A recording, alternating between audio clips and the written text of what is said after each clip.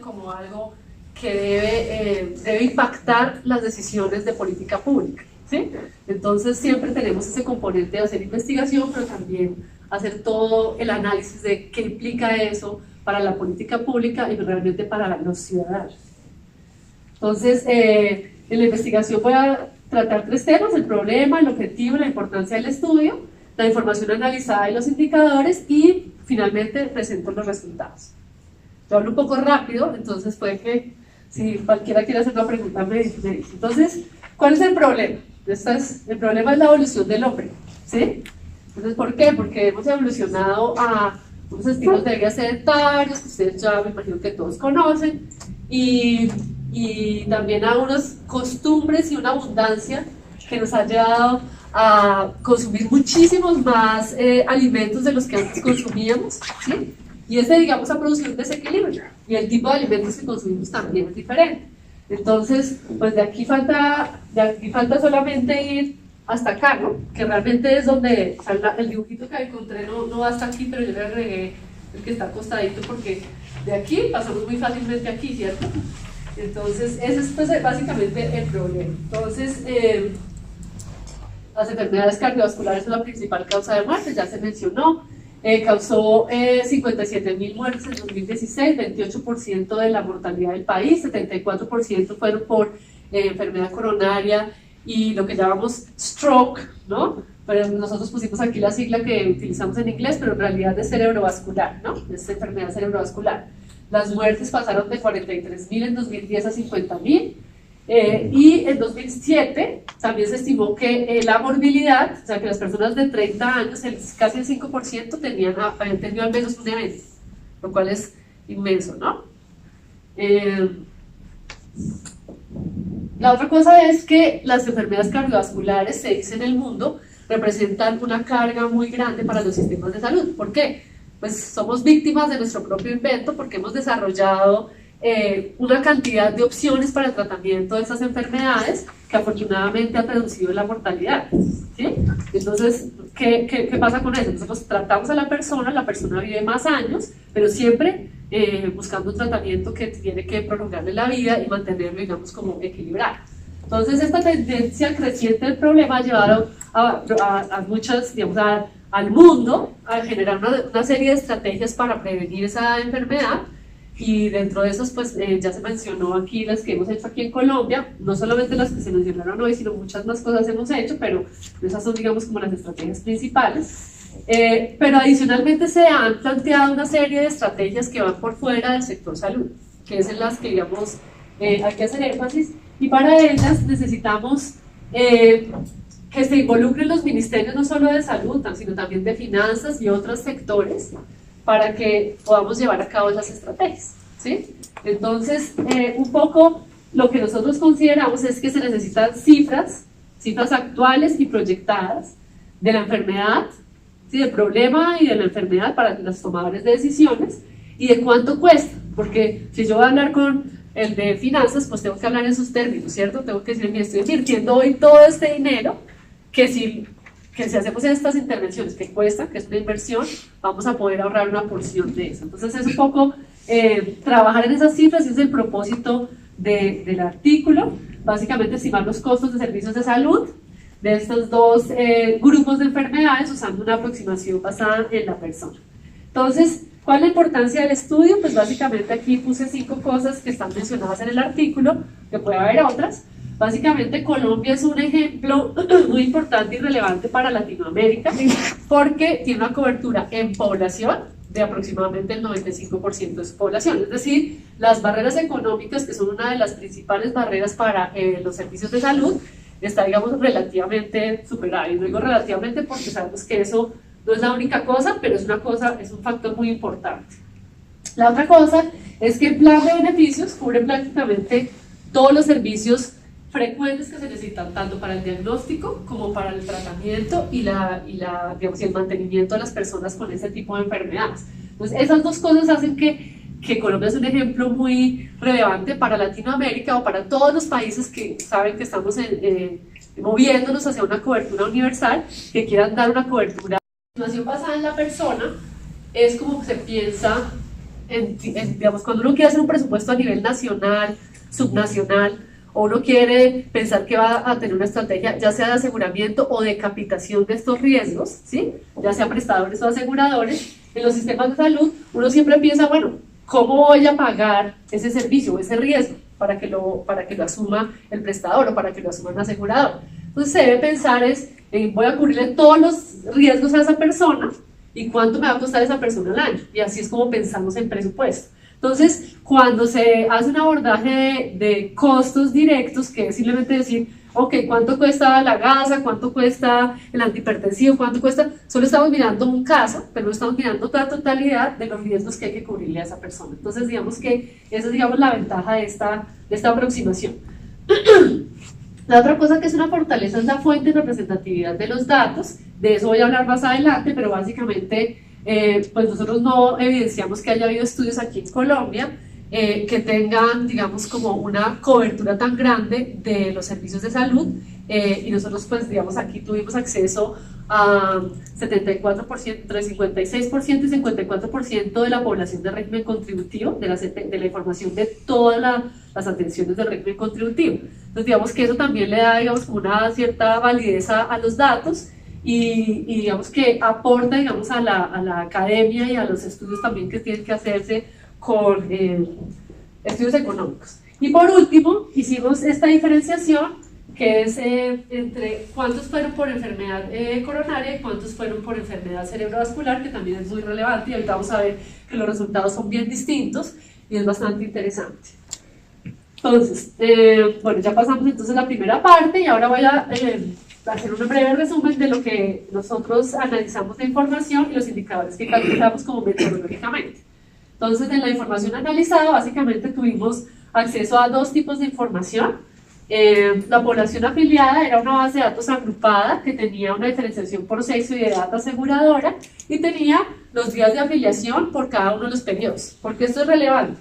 Porque dado que la afiliación no es permanente, aquí no se garantiza una afiliación anual, sino es dependiendo de las cotizaciones en el régimen contributivo, pues tomar una persona que estuvo un mes no es adecuado para hacer los denominadores del riesgo, ¿sí? Entonces se hace una adaptación que es parecida, digamos, a lo que se utiliza en los estudios de cohortes, que es el persona, tiempo, exposición. Entonces eso, digamos, fue la base de datos que utilizamos para hacer los denominadores. Los años que tuvimos en cuenta fueron 2010 a 2012, y los servicios prestados fueron aquellos, una base de datos que se entrega al ministerio para la realización del estudio de UPC. Esa base de datos tiene varios procesos de auditoría. El primero es como son basados en las cuentas que pagan las EPS, ellos hacen una auditoría a sus prestadores, digamos que ahí va el primer proceso de auditoría. El segundo proceso es que para consolidar esa base de datos hay una herramienta del ministerio para que la estructura esté, digamos, pase la malla de validación del ministerio. Entonces esa es la tercera auditoría, y la cuarta auditoría la hizo CENI, haciendo, digamos, como una depuración de calidad que hace el ministerio, que tiene una guía del ministerio para hacer, y después de eso nos los entregó, y nos los entregó enmascarados, porque pues no se puede entregar la identificación de los individuos, pero sí enmascarados de una manera en que podíamos todas las atenciones de un individuo identificarlas. O sea, cada persona tenía su cédula, pero no con el número de su cédula real, sino con un número próximo, ¿sí? Entonces, bueno, aquí lo teníamos por prestación. Los datos del individuo también tenían sexo y edad, aseguradora, fecha de servicio, código del servicio, diagnóstico y valor del servicio. Tenía otras variables, pero esas son las que básicamente utilizamos. En cuanto a cobertura, que era lo que les mencionaba antes, seguimos 514 millones de servicios observados en ese periodo, ¿sí? De esas, digamos, EPS. Todas estas EPS fueron las que fueron seleccionadas para el estudio de UPC. No incluimos ninguna EPS que no hubiera sido seleccionada para el estudio de UPC. Retomo.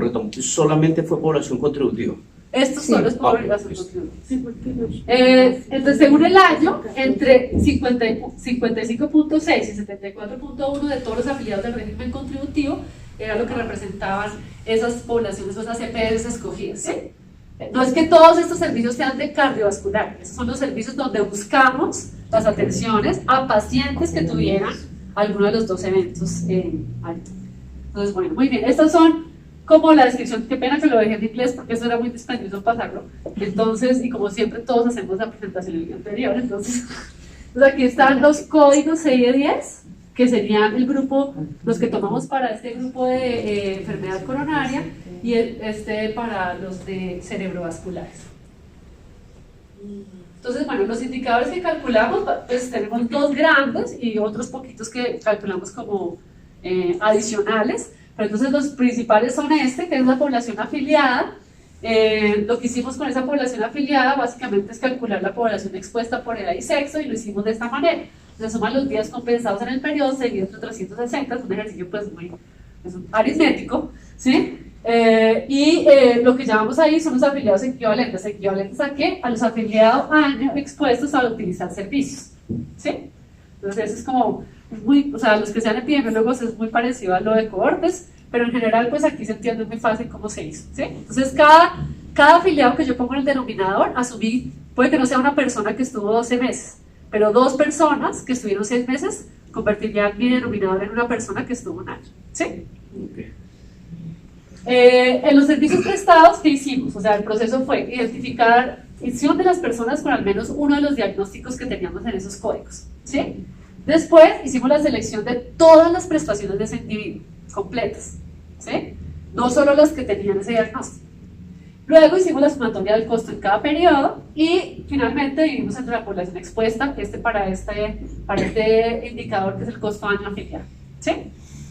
Es, digamos, cuánto pagamos por cada afiliado. Ay, ¿qué hice? Listo. Bueno, muy bien. Entonces, los otros indicadores que calculamos fue la prevalencia atendida. ¿Y por qué es atendida? Porque seguramente que hay pacientes que no alcanzan a llegar a los servicios de salud porque murieron en casa, ¿sí? Sobre todo en el caso de accidente cerebrovascular hemorrágico, esto puede pasar. En el caso de infarto también se considera, aunque aquí en Colombia, digamos, ha disminuido mucho lo que se considera que es fuera de las atenciones, los servicios de salud, las muertes. De todas formas, hay un porcentaje de personas que no llegan a los servicios de salud. Entonces, eso lo calculamos pues, con personas, con cada uno, ambos eventos de interés y el denominador, y todos estos son por grupo de edad y sexo para cada periodo. La frecuencia de uso la calculamos con la cantidad de atenciones dividida por el denominador de población, el costo promedio por servicios, el valor total de los servicios, dividido la cantidad de atenciones, el costo por paciente, valor total de los servicios, dividido la cantidad de personas atendidas. O sea, realmente nosotros no traemos en este estudio ningún cálculo sofisticado, ¿sí? Lo que traemos es el análisis de lo que, digamos, está allí, y pues lo que es interesante es, como les digo, esa cantidad de datos analizados y también al haberlo podido hacer con ese seguimiento de poder unir todas las atenciones de una sola persona, ¿sí? Eso es como lo novedoso. Bueno, entonces vamos a los resultados. No sé si alguien tiene una pregunta hasta aquí. Hablé muy rápido, entonces los confundí. Está muy claro. Bueno, muy bien. Entonces, los principales resultados, aquí está la tablita, no me voy a ir por toda la tablita, pero básicamente para mostrarles aquí, creo que esto no hacen el dato. Entonces aquí básicamente están los asegurados, ¿sí? Clasificados por, digamos, grandes grupos de edad.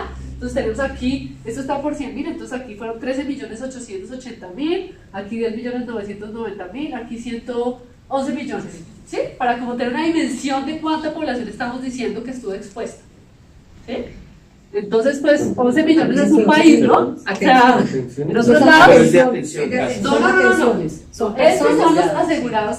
Apenas vamos aquí en casos. ¿Sí? Toda la población que estuvo asegurada a esas EPS son esta población. Este es nuestro denominador. Todos los que estuvieron expuestos, ¿sí?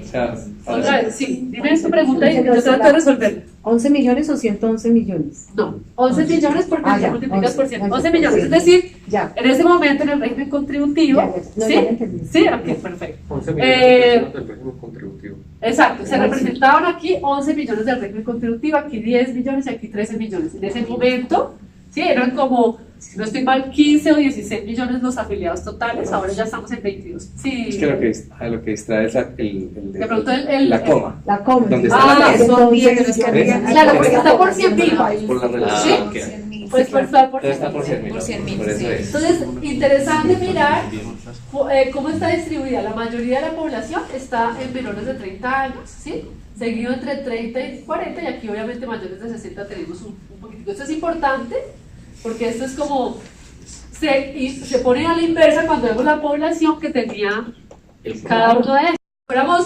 Si estuviéramos fracasando en eso, pues No, se hay mantendrían muertos. constantes Hay muertos. o disminuirían, ¿sí? Entonces, digamos que no podemos tampoco decir que nuestro objetivo sería que esto fuera plano. Sería plano si todo el mundo estuviera sano, ¿sí? No si se mueren de eso.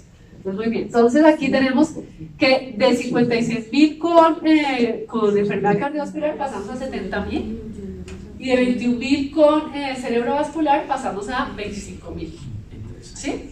Evidentemente esto es solo dentro de los denominados, estos son solo personas, esto no está relacionado con el denominador, estos no son el total en Colombia, estos son solo los que están en estas EPS que estamos mirando, ¿sí? Eso es un montón de gente, ¿sí? Entonces, se concentran en edades mayores, si ustedes nos miran acá el porcentaje de personas, aquí está el porcentaje, ¿sí? El porcentaje de personas con enfermedad cardiovascular es un 60% mayor de 60 años, ¿sí? Un 40% entre 30 y 59 y prácticamente nadie, ¿sí? Pues hay poquito, pero hay 1.300. Sí. ¿Por qué esos grupos de población? ¿Por Lo qué? lo que revisamos en la literatura, la mayoría solamente pone mayores de 30, ¿sí? Nosotros en nuestros datos de costos pusimos mayores de 20, ¿sí? Pero en las gráficas que van a ver están todas las edades, Ah, ok. ¿sí? Esto es más como porque no se puede resumir, o sea, es tratar de resumir, ahí Eso. ni siquiera teníamos como para 4 tablas en el artículo, entonces se resumió de la mejor manera posible. Entonces aquí está, digamos, para 2010, aquí también está para 2012, que ustedes ven que es muy, o sea, el porcentaje de personas es muy constante, ¿sí?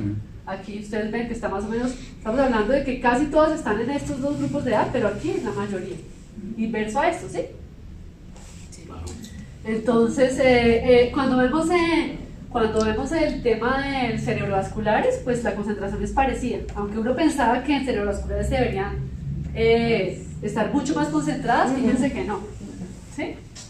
Y eso es interesante porque nos quita mitos, Sí, lo que tenemos en nuestra cabeza, ¿no? Entonces, esta y esta tienen el mismo problema. Y fíjense que aquí sí es un poquito más bajito y aquí hay algunas personas porque hay algunas congénitas que tienen eso, ¿sí? Nosotros no analizamos a profundidad los menores de 20, pero sí hay algunos problemas. La literatura habla de eso también. Entonces, bueno, con ambos, pues sí se concentran, los que tienen ambos sí se concentran mucho más acá, ¿sí? Y eso pues es casi que constante en todos los años. 60 es de 60. Sí. Entonces, se concentran en edades mayores, cardiovascular en hombres, entonces miremos la diferencia. Aquí lo tengo, no lo tengo. Ahí está. O sea, ¿sí El está? último renglón de Sí, aquí está, mira. Entonces aquí, cardiovasculares, aquí el 57% son hombres, entre 57 y 58. Mientras que aquí el 45% son hombres, quiere decir que el 65, no, el 55 son mujeres, entonces es un poquito más mujeres que Los hombres más corazones. Y con ambos tenemos también que son más hombres que mujeres, porque hay muchos más con cardiovascular que con cerebrovascular, ¿no? Pues muy bien. Pues esto es algo nuevo, ¿cierto? Nosotros no lo conocíamos. Entonces simplemente aporta la parte epidemiológica, aunque vayamos a hacer costos, esta información también aporta a la parte epidemiológica. Porque cualquier cosa que vayamos a mirar de costos en salud no tiene ninguna relevancia a menos que sepamos cuál es el problema en términos epidemiológicos. Entonces siempre unir las dos cosas es muy interesante. Y por eso Norman me dejó presentar hoy. Bueno, aquí estamos presentando ya la prevalencia, ya digamos como la relación entre cuántos enfermos por cada 10.000 habitantes, como por cada 10.000 en este no habitantes, sino 10.000 afiliados expuestos en un año, ¿sí? Y entonces aquí lo vemos por edad, y fíjate que aquí sí están todas las edades, y lo que queríamos mostrar un poco es, esto es 2010, 2011 y 2012, ¿sí? Entonces, esto es porque cada vez mejoramos el tratamiento, ¿sí? A sobrevivir. La prevalencia aumenta, claro, no es la incidencia. Exacto, ¿Sí? permanece. Ahora, nuestro objetivo sería disminuir la incidencia, ¿sí? No la prevalencia, la incidencia sí se puede disminuir, Sí. ¿sí? Pero, digamos que lo importante acá, y este se comporta un poco diferente a esto, ¿sí? ¿Por qué? Porque este es el efecto de la obesidad. ¿De la qué? De la obesidad, ¿sí? Acá. Y aquí vemos que esta está menos relacionada directamente con la obesidad, pero está más relacionada como con toda esa acumulación digamos, de aterosclerosis, ¿sí? Y esta, digamos, está más relacionada con la edad. Esta está mucho más claramente relacionada con la edad. Esta tiene ya, fíjense que ya las personas más jóvenes están teniendo. Desde los 44. ¿Sí? Exacto. Y estas personas que se enferman aquí son las que más nos van a costar. Que son las que más ¿Sí? Exacto. Y las que peor vida van a tener, o sea, ¿sí? Ujú. Claro. Entonces, bueno, frecuencia de uso. Entonces, aquí la frecuencia de uso y el costo promedio, ¿sí? Entonces, ¿por qué ponemos esto? Porque cualquier costo que yo vaya a mirar está compuesto de dos cosas, ¿sí? ¿Cuánto pago por cada servicio? Y cuántas veces se utilizan los servicios, ¿sí? Entonces, un poquito aproximándonos a eso, que es como se hacen, digamos, las notas técnicas, ¿sí? Entonces, aquí está cardiovascular, aquí está cerebrovascular, un poco para que comparemos que son diferentes los comportamientos también. Entonces, fíjense que la frecuencia de uso aquí no varía tanto por la edad. O sea, es una enfermedad tan grave, ¿sí?, que la edad no determina una mucha mayor concentración de servicios. ¿Sí? Es decir, cuando le le hacen todo lo mismo al que tiene, pues un poquito más seguramente al que tiene 70, pero no mucho más, ¿sí? Miren, en cambio, en cardiovasculares. Si alguien le da un infarto a los 20, consume mucho menos servicios que si le da a los 80. ¿Sí? Eso es lo que quiere decir eso. Sí. No sé, si tienen preguntas me van diciendo, creo que todo está como sencillo. Costo promedio por servicios, muy estable. ¿Sí? No. Bueno, esto todo está en dinero real. Esto está en dólares de 2012 todo. ¿Sí? Entonces, por eso, digamos, si lo pusiéramos en corrientes, pues sí sube un poquito, que es lo que sube el costo de los servicios. Pero aquí, digamos, como está, ese efecto está extraído del análisis. Entonces, bueno, y aquí disminuyen los costos cuando va aumentando la edad. O sea, a pesar de que utilizan más o menos la misma cantidad de servicios, estos servicios son más costosos cuando es Menos cosas. O sea, le damos menos cosas, pero cada cosa que le damos es más cara. ¿Sí? A los niños. ¿Sí? Sí. Seguramente que si un niño este es un niño que tiene, o sea, es muy raro que un niño de esos tenga eso. Entonces va a estar en la UCI mucho tiempo, va a tener mucha intensidad, pero aquí, como la misma aquí, pero cosas más costosas, con muchos más costos. ¿Sí? Una pregunta. Sí. Las atenciones asociadas a cada afiliado equivalente fueron seleccionadas para que tuvieran asociación con ese diagnóstico. No. O sea, recuerda que aquí lo que hicimos fue decir cuántos servicios consumen al año. ¿Sí? Total. ¿Sí?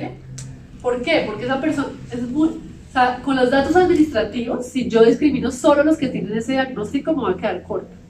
Porque una persona de 60 años tuvo una enfermedad cerebrovascular y tiene una neumonía. ¿Qué tanto esa neumonía es derivada de las secuelas del accidente cerebrovascular? Metiste comorbilidades y... Yo no metí comorbilidades, yo solo seleccioné la persona y metí costo. todos. Costo Exacto. total. Esta es una persona que tuvo un stroke, ¿sí? Y a esa persona yo le estoy contando todo lo que le dieron en un año. Para ¿Sí? que entrara en eso era que tú hubieras tenido una de las dos. Una de las dos estaba aquí. O las dos. O las dos, ¿sí? Y con eso se traían todas Aquí las están los que atenciones. tienen las dos y aquí también. Se tenían todas las atenciones asociadas a ese diagnóstico. A esa persona. a esa persona. ¿Sí? Porque aquí le van a hacer la intervención de La gestión de persona. riesgo a la persona. Con todo su paquete. ¿Sí? Y por eso Y la entonces- aproximación basada en persona. Exacto, por eso es la estimación basada en persona. Y también así es como tienes que presupuestar. O sea, tú quieres que te atiendan, resulta que tú quieres que te atiendan el señor que tuvo un infarto, pero el señor también tiene otras cositas. Entonces, si tú simplemente dices, usted atiéndame el infarto, usted atiéndame no sé qué, pues es el problema del fraccionamiento. Entonces, tú tienes que ver cómo esa persona, exacto, la atiendes de todo y además porque muchas cosas se van a relacionar. Si esa persona, por ejemplo, tiene problemas odontológicos, te va a afectar su riesgo cardiovascular. Si esa persona tiene problemas digestivos, le va a afectar su absorción del antihipertensivo, ¿sí? Entonces, digamos como que la visión de esto es esa, como uno es, por lado de presupuesto tienes que hacerlo así, porque si no, no hay incentivos a que haya una atención integral, ¿sí? ¿Querías preguntar algo? Sí, bueno, pues como 4 filminas atrás, sí me pareció muy curioso cómo saltó las atenciones. Ahí, devuélvete, adelante. Ese de 56 12. Sí, lo mismo de ¿qué? De 21.000 a 25.000. Es una variación muy alta en un grupo tan relativamente pequeño. Un punto importante de entender es, estos datos, estas personas que están aquí, no necesariamente son exactamente las mismas que están aquí, ni las mismas que están aquí. O sea, una porción grande sí, pero no necesariamente. Es decir, es probable que sean los mismos o no. No puedo hablar de tendencias, ¿sí? No puedo hablar exactamente de tendencias porque para yo hablar de tendencias tengo que tener la misma población y es como una cohorte. Sí, claro. ¿Sí? Claro. Entonces, fíjate, pero a pesar de todo, aquí tengo 11.000 afiliados y tengo 70.000. Sí. O sea, la proporción que tengo, y eso es lo que ves acá, lo que ves aquí en estos, ¿sí? La proporción va subiendo. Sí, claro. O sea, ¿cuántos enfermos Sí, claro. versus el resto de la población va subiendo? Aquí eran unos, aquí eran otros, aquí eran otros. ¿Sí? Eso puede llevar a otros tipos de análisis, por ejemplo, en la forma como las personas se van moviendo en las EPS de la muestra. Ingresaron tanto y ingresaron enfermos. No es el estudio, pero digamos que sí se puede, digamos. Sí, o sea, ok. se podría. Sí, el verbo Listo. podría. No, mentiras. Sí, se podría, pero no es lo que hicimos. ¿Sí? Sí. Y Listo. no es una cohorte, no tenemos una cohorte. Lo Listo. ideal sería muy Sería- chévere mirar todos los pacientes hipertensos y hacer una cohorte. En todo el seguimiento. espectacular. Ujú. ¿Sí? Ahí nos tenemos que poner de acuerdo para ver cómo hacemos eso. ¿Sí? Listo. Entonces, listo, esto es lo de costos. Les quería mirar es cómo estas dos enfermedades son casi que contrarias. Aquí lo que sube es la frecuencia de uso con la edad. Aquí el costo promedio se mantiene estable. Aquí el costo promedio baja con la edad, pero se mantiene casi que estable, aunque aquí hay una leve U, ¿sí? ¿Cuántos servicios se utilizan? ¿Sí? Eso depende de qué tan grande les haga yo esto. Sí, que es un 30% de incremento, ¿no? Pues es un 10% de atenciones más, pero al año, es que eso es poquito si uno lo mira así. ¿Sí? Listo. Entonces, bueno, costo promedio por paciente, es decir, cada paciente, ¿cuánto costó al año? Cada persona que sí tenía uno de los dos diagnósticos, ¿cuánto costó al año? Entonces aquí estamos en dólares, qué pena, no lo pasé. Norma me va a regañar, que él quería que lo pasara a de 2018, pero no. Entonces, bueno, entonces de $2.000 pasamos a $5.000 cuando miramos por edad, ¿sí? Entre 2.000 y 5.000. Ahora, este es el promedio. Seguramente ustedes van a ver pacientes de hecho hay pacientes con un costo muy bajo, pacientes que ya solo están en un mantenimiento, pacientes que les fue bien, pacientes que les fue re mal, tan mal que están en la casa acostaditos y casi que ni pueden ir a los servicios de salud. O sea, esos serían un extremo de costos bajos y costos altos los que tienen el evento ese mismo año, el primer evento. Sí, el primer evento cardiovascular, el primer evento, o tienen un segundo infarto, esos también son muy costosos. Los que se mueren también son muy costosos. ¿Sí? Entonces aquí simplemente mostramos es cómo este costo varía por la edad.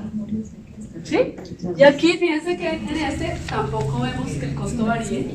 El costo por paciente ya no varía por la edad. O sea, casi que compensa. Esas dos gráficas de la anterior se compensan aquí, ¿sí? ¿Sí? Porque queda casi que plano. O sea, no importa la edad, el costo promedio es muy parecido, que está en 6.000. Y este es 6.000 y este es entre 2.000 y 5.000. ¿Sí? Ya en esta edad, que son más de 70 años, es parecido. ¿Sí? Pero para el resto sí es más barato. O sea, es más frecuente, pero más barato. ¿Sí? Un paciente. Así. Entonces, costo anual por afiliado. Entonces aquí ya dividimos esto entre todos los afiliados. O sea, es como nuestro pool. ¿Sí? Y entonces lo que nos damos cuenta es que al dividirlo por afiliados coge esta grafiquita, que es lo que explica en parte esas variaciones que tiene la UPC por edad. ¿Sí? Cuando yo todos estos riesgos los pongo en el pool grande que tiene que financiarlo, que es la UPC, eso es lo que explica por qué la UPC de los mayores de 60 es mucho más grande que la de los de 50 y que es más grande que las de los de 30 y así. ¿Sí? Eso es lo que explica esas. Pero entonces fíjense cómo esta baja un poquito, después tiene su pico como en los 75 y después empieza a bajar. Esta no. Acá esa bajita me tiene... Pero eso ya se ha visto en otros Sí, papers sí. también, que incluso el pico no es en 75, sino en 70. Es que ya están tan mal que ya no... O Está tan mal, o la gente percibe que unas personas de 80 no tienen por qué recibir esos servicios. Sí, es ¿Sí? una Eso barbaridad. también puede ser, y eso digamos puede ser habilidad, ¿sí? Porque realmente la edad no determina tu estado funcional. Sí, ya dije, ya el ¿Sí? abuelito ya Ya, para que Personas de ya- 85 que ya están saben, regias y otras que no. ¿Ven? Y hay personas de 30 que están muy mal. Sí. Sí. Sí. Ah, sí. Sí, eso es conocer salud. Bueno, conclusión. Entonces, conclusiones de esta primera parte, ¿sí? Entonces, entre el 6.4 y el 7.1 del gasto total de afiliados de 20 años o más, invierten si invertimos el 6.4 del presupuesto o el 7.1 en las personas con enfermedad coronaria. O sea, de toda la plata que paga el sistema, para las personas mayores de 20 estamos pagando entre 6.4 y 7. Eso es mucha plata. ¿Sí? Del total de plata, toda la UPC, digamos. ¿Sí? Pues de toda, no es la UPC, del total del gasto. ¿Sí? 3.1 y 3.5 en los afiliados, en las personas que tienen eventos cerebrovasculares. ¿Sí? Eso es muchísima plata.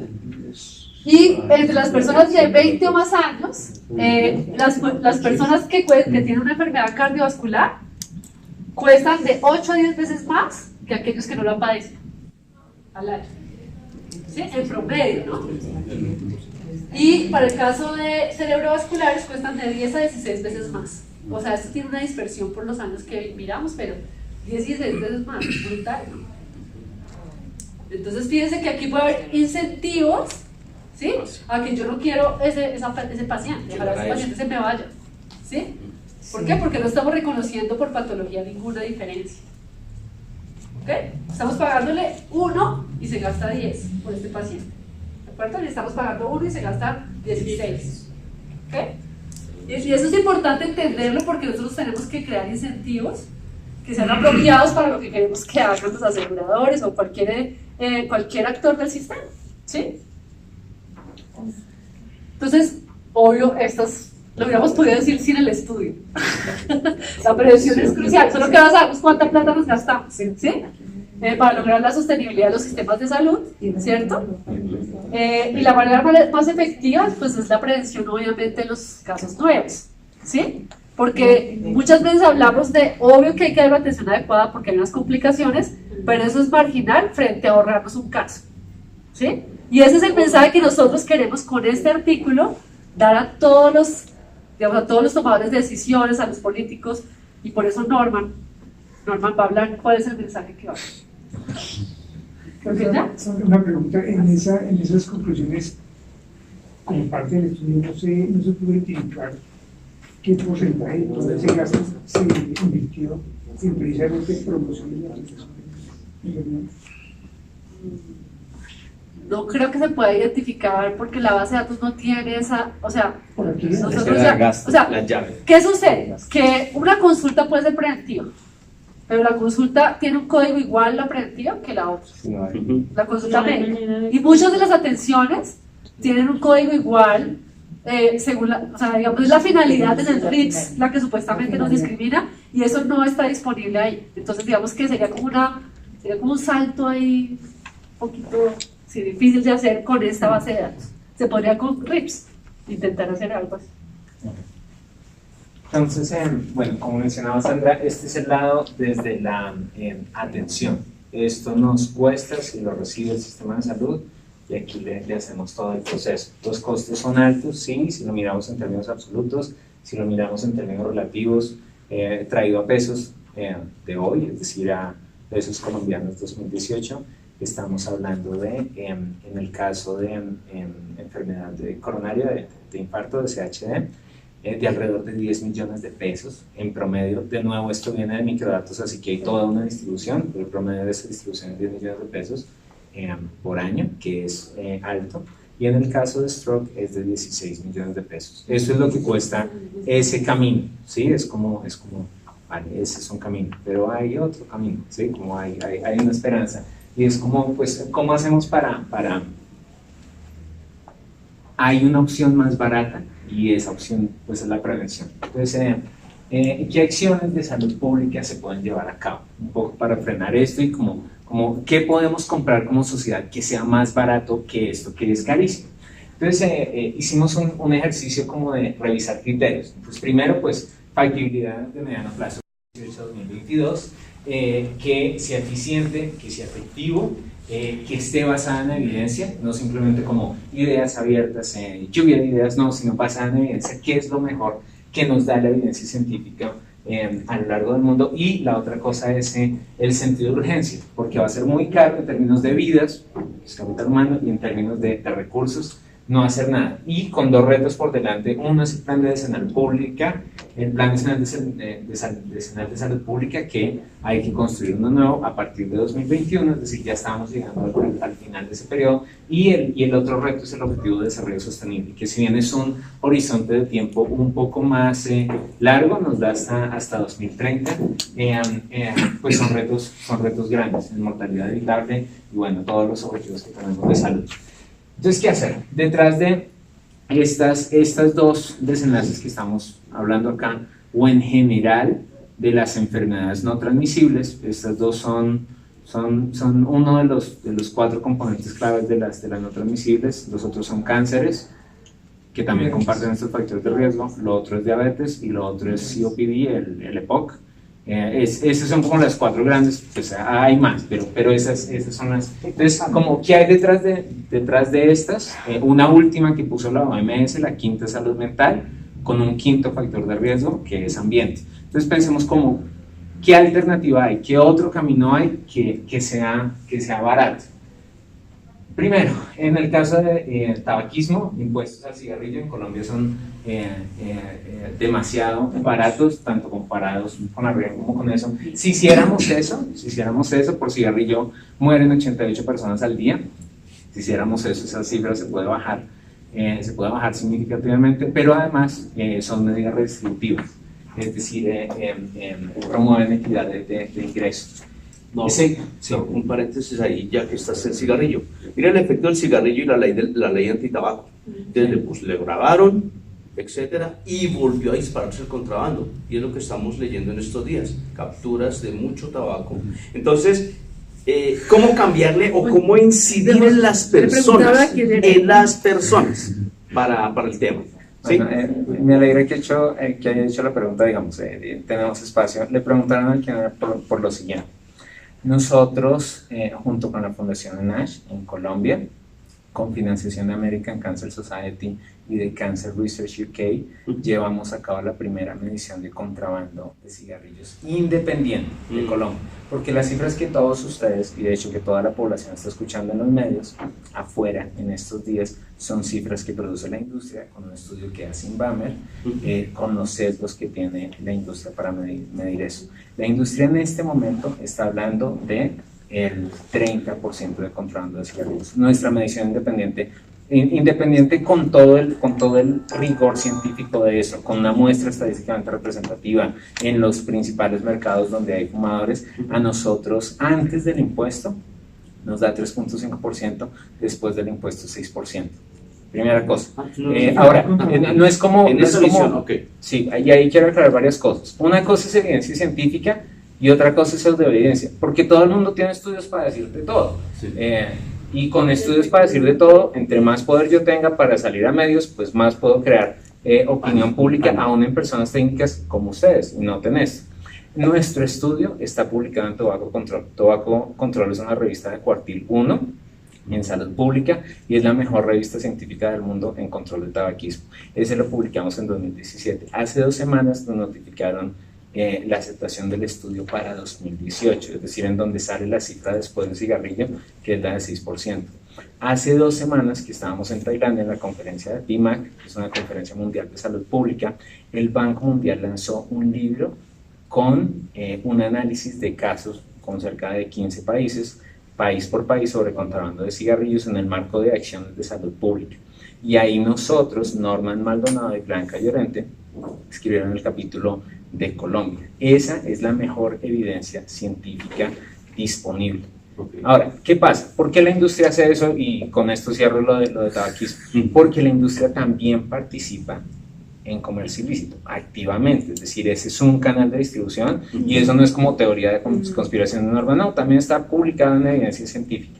Pero la segunda cosa que quiero decir es, lograr esto requiere ministro de Salud con todo su equipo, ustedes voluntarios, y ministro de Hacienda con todo su equipo voluntario. Y Congreso. Y Congreso. Si yo salgo a medios a decir el contrabando está disparando, es una estrategia que la industria usa aquí en Colombia, pero en todo el mundo, y ahí están los papers citados de cómo lo usa sistemáticamente en todo el mundo, de asústese, esto es contrabando, está disparado, sobreestimamos, usted está perdiendo tantos miles de millones de pesos en recaudo por estos impuestos, lo mejor que pudo hacer es no hacerlo. Pero no hacerlo nos mata y nos cuesta plata, que es la plata que presentó Sandra. Y mata a los más pobres, que es también. Y además afecta a los más pobres. El asunto es cosa que podemos hacer a costo cero solo con voluntad política y basada en evidencia, no en pseudociencia ni en medios. Y de nuevo no es una cosa personal, a todos nos pasa. Nosotros vimos en efecto todo el cubrimiento de medios que lo hacen. Hay cosa curiosa de detalle, ya con eso cierro este tema. Que le apasiona un poco. En el último estudio que lo publica la industria, a nosotros nos atacan. Y desacreditan nuestro estudio, a pesar de que su estudio siempre es simplemente un PDF que está por ahí disponible en internet, unos slides nada más. Nuestro estudio es un estudio científico, lo de ellos es, pero básicamente dicen no, la muestra de ustedes está mal y toda esa cosa ya. Pero bueno, vale, esta es la lucha, pero esto es barato de comprar y podemos salvar mucha gente. Como dice Normal, ya para cerrar, ¿qué tanto en otros países los impuestos del cigarrillo aportan tanto a las regiones o al desarrollo de las regiones? Porque es que aquí es muy irónico que, claro, ellos cuando sacan todo eso, los primeros que prenden alarmas son los municipios, son los departamentos, porque irónicamente aquí tenemos que vender más cigarrillos para que tengamos más inversión en programas sociales. Entonces, la pregunta que yo hago es, ¿qué tanto se conocen en otros países esos impuestos se utilizan como se utilizan en Colombia? La utilización, la destinación de los recursos es otra lucha grande. Ahí no es donde está la mayor ganancia. Es decir, la mayor ganancia la tenemos evitando que las personas se mueran, dejando de consumir cigarrillos. Si yo toco esos recursos y los invierto.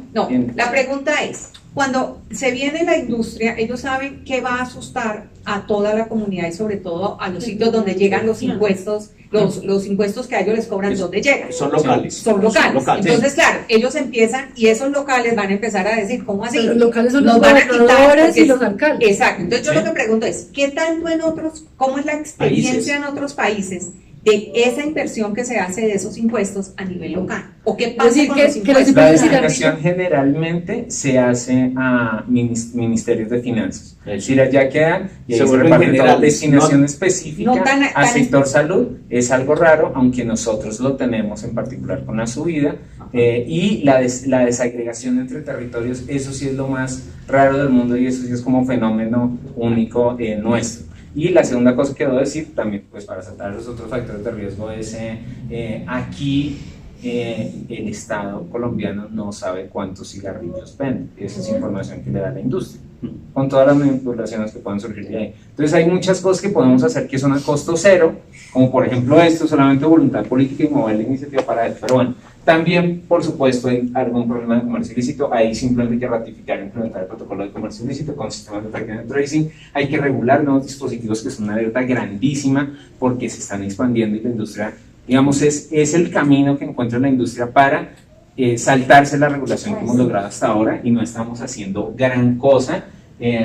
Y la última cosa es enforcement. Y cuando digo no estamos haciendo gran cosa, noten que estamos hablando del Plan Nacional de Salud Pública, de ODS, del Plan Nacional de Desarrollo que en este momento se está discutiendo en Congreso, de reforma tributaria que pasó hace 2 meses y a pesar de que le hicimos toda la presión, ninguno de los ministerios se abanderó del tema y eso es abanderarse y hacer toda la presión que toca hacer más allá de las cosas de ciclo político. Pero bueno, esto es un factor de riesgo. El segundo, alcohol, unos impuestos al alcohol que estén diseñados con objetivos de salud pública, no como los de ahorita que están con objetivos de recaudos. Y aquí, y bueno, que es con objetivos de salud pública, go big, go fast, es decir, altos de una sola subida y además uniformes según volumétrico, es decir, concentración de alcohol más cantidad de la presentación. Eso no lo tenemos acá y ese es otro tema grande que nos puede evitar gran parte de los casos que decía Sandra.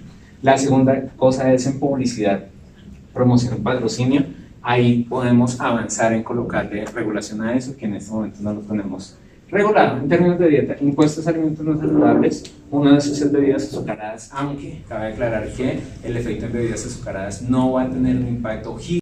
Estábamos viendo en la otra, etiquetado frontal de alimentos siguiendo recomendaciones de OMS. Hay un proyecto en Congreso que está cursando que no sigue recomendaciones técnicas, hay que armar uno bueno y no es difícil. Todos los alimentos con esta etiqueta diciendo concentración de azúcar, de grasas, de sodio, no me acuerdo de la otra, y neutrales y bueno, todas esas cosas. Publicidad y promoción para población infantil, restringir la publicidad y promoción, al menos en horarios familiares, en televisión y en otros medios. Todas estas son peleas grandes de costo cero. Entonces es como nuestra decisión de o seguimos pagando 10 y 16 millones de pesos por persona, o no pagamos eso, pero damos estas peleas y dejamos de matar gente. Y la última es oferta, acceso e incentivos al consumo de frutas y verduras. En actividad física, transporte activo, que es trabajo con actores locales, seguridad en infraestructura disponible, problema importante en particular en las grandes áreas metropolitanas de Colombia, y finalmente otras es extendiéndose a ese otro desenlace que es salud mental y a ese otro factor de riesgo que es ambiente, estándares de calidad de combustibles fósiles. Bueno, más oferta de transporte público, pero en esto nosotros estamos quedados, a pesar de tener, pues de ser productores de petróleo, no de los grandes, pero de ser exportadores, nuestros estándares del combustible que usamos nosotros para vivir son bajos, son malos. Es simplemente modificar un número. La pelea es grande, claro, porque la industria se tiene que acomodar a eso, se tienen que acomodar, pues por supuesto tienen que invertir a eso, pero es o esa inversión de la industria o vidas, es básicamente eso. Carbon taxes es una cosa que ya se ha implementado en otros países del mundo. Nosotros hasta ahora estamos en la media discusión de azucaradas y eso, pero allá eso lo tenemos que hacer. Y reducción de límites de velocidad con enforcement para evitar lesiones por tráfico y esas cosas. Solo con esas acciones las ganancias de salud son gigantes. En un paper del British Medical Journal, que el año pasado publicó Pravaya, y una de las doctores era Blanca Llorente, ahí se estiman solamente las ganancias de esta medida en Colombia y en otros 13 países del mundo, pero ganancias también en pobreza, ganancias también en términos de equidad. Entonces, este no es solamente un tema del sector salud, también va con otros sectores, y al final pues la decisión es cómo tomamos el camino de seguir atendiendo, y hay que seguir atendiendo y hacerlo bien, pero hay que prevenir. Eso es mucho más barato, como que cannot afford, como que no, el afford siempre es difícil de traducir, pero es, no nos alcanza, exacto, no nos podemos dar el lujo de no hacer esto, no es factible económicamente no hacer eso, nos reventamos si no hacemos esto y seguimos pagando las otras cifras. Y resalto una cosa ya para cerrar y damos para comentarios, este estudio se produce con una alianza entre Salud y Diasemi, pero son datos que al final son datos del sistema de salud. Las alianzas funcionan en producir evidencia, no necesariamente tienen que estar mediadas por recursos monetarios, pero funcionan. Alianzas con academia, yo ahorita estoy con Universidad Oriental de Lozano, pero alianzas con academia, con organizaciones no gubernamentales. El caso del cigarrillo que le dije fue una alianza desde una ONG que es rara, desde ahí producir evidencia científica es rara, pero ya estamos parados en la discusión mundial del tabaquismo. ¿Sí? Entonces, como invitarlos a ustedes como ministerio de, oiga, tienen aliados afuera, no todo lo tienen que hacer aquí, afuera hay mucha gente con muchas capacidades y muchas organizaciones que pueden usar los insumos que ustedes den para al menos para producir la evidencia y aún también para empujar algo en tomar estas decisiones. Además, porque muchas veces las evidencias están y cuando se pasa de un gobierno a otro, si están solamente centradas en lo que se hizo en el ministerio, se pierden. En cambio, si están centradas en algo que se ha hecho con alianzas con universidades, como en nuestro caso, se mantienen en el tiempo y no importa quién llegue al ministerio, las evidencias están. Entonces, eso yo quiero llamar la atención sobre eso, porque uno muchas veces ha entregado evidencias que quedan solamente para el ministerio y uno de pronto siente que se perdieron en el tiempo. Yo no estoy hablando de mala fe, sino que sencillamente hay cambios en los que no se entregan esos informes de un gobierno a otro. Entonces a mí me parece que esa sería una gran ventaja porque las universidades, hablo en nuestro caso, somos como abanderadas y seríamos las responsables de mantener esa evidencia visible, no importa el gobierno que haya. Y segundo, algo que quería decir es, ayer tuve una experiencia con lo del cigarrillo, lo que había contado. Llegué a una tienda a comprar algo y llegaron 3 personas y dijeron, denos cigarrillos sueltos, eso está prohibido. Entonces el señor de la tienda le dice, no, es que la policía hoy está alborotada en este barrio. Viera la furia de la señora, decía, pero ¿para qué se meten con eso? ¿Por qué nos tienen que...? O sea, increíble que el señor que lo vende era el señor que le estaba teniendo miedo. Yo no creo que él lo hiciera por nada diferente a que le podían cerrar el negocio. Pero ¿cómo nosotros hemos logrado todavía llegar al consumidor a que entienda que lo que estamos haciendo no es porque tan malos, sino porque es por su salud?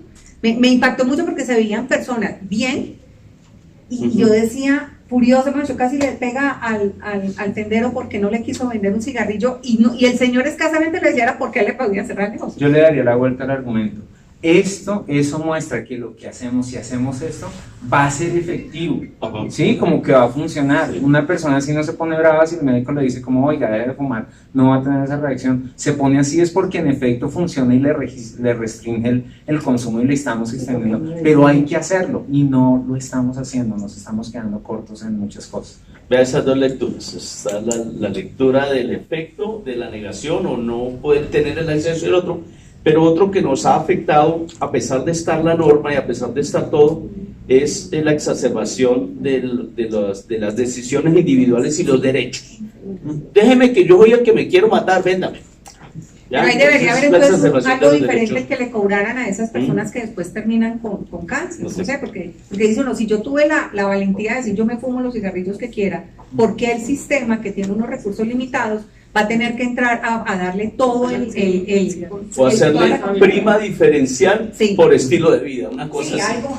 No, y además se penaliza, bueno, pero más allá de eso, el principal obstáculo de todas estas cosas es voluntad política y técnica de múltiples actores, no solamente del Ministerio de Salud, pero incluyendo el Ministerio de Salud.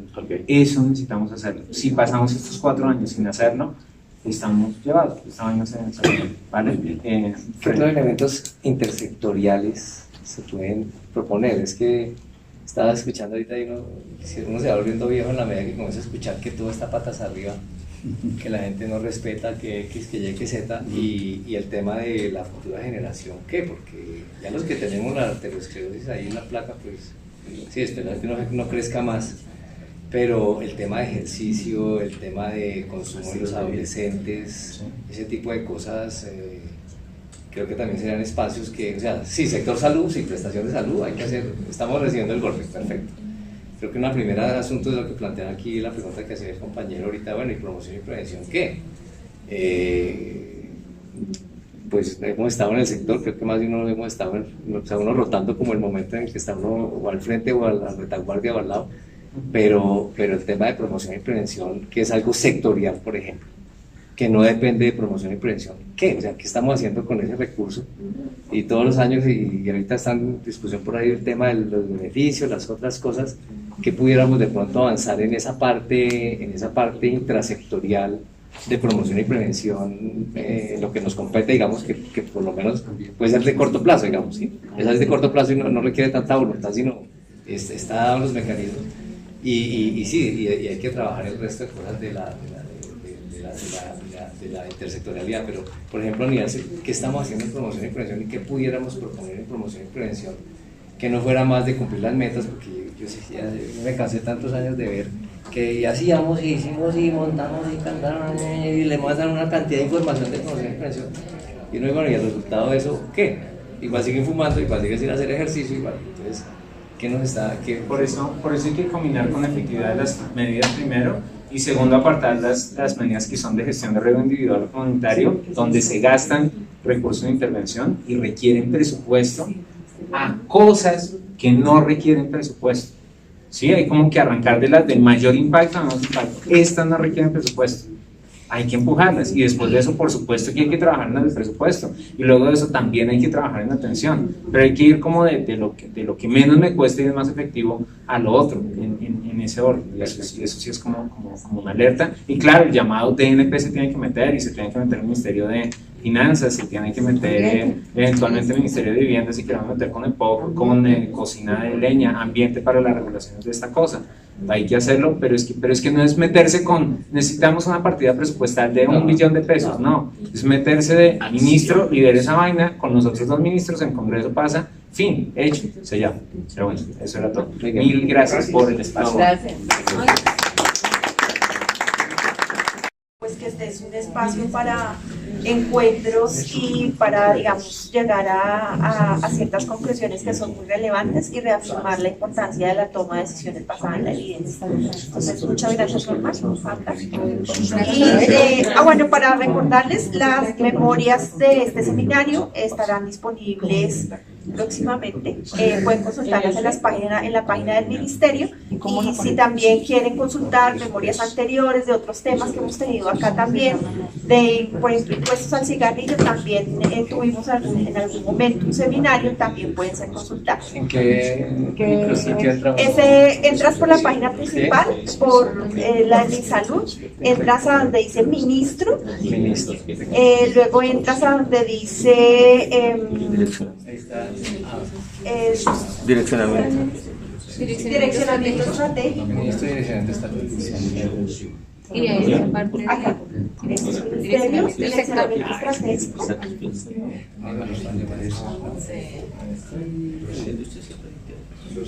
Aquí estudios y evaluaciones sectoriales.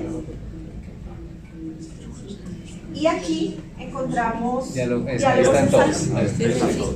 Dale, aquí vamos. No, un comentario para todos. El paper está aquí. Esto es en la revista Plus One. Aquí está para descarga en PDF, porque es una revista abierta. Y va inmediatamente.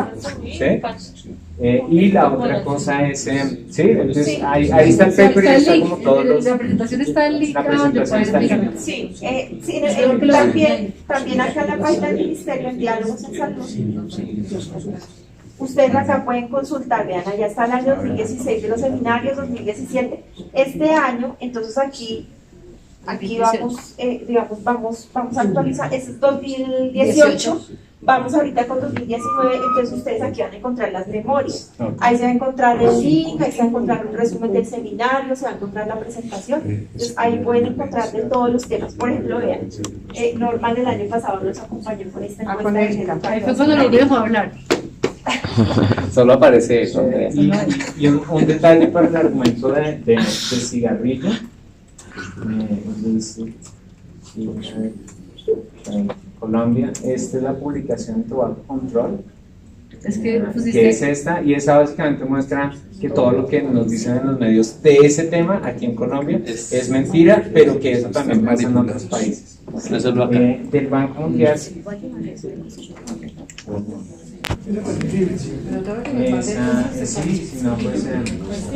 El Banco Mundial, el libro que les decía que lanzaron en Tailandia, es este, y ahí está la mejor evidencia del mundo sobre qué es lo que genera. Lo que podemos hacer es, pónganos eso, lo que podemos hacer es que en las memorias podemos incluir es para que ustedes puedan consultar.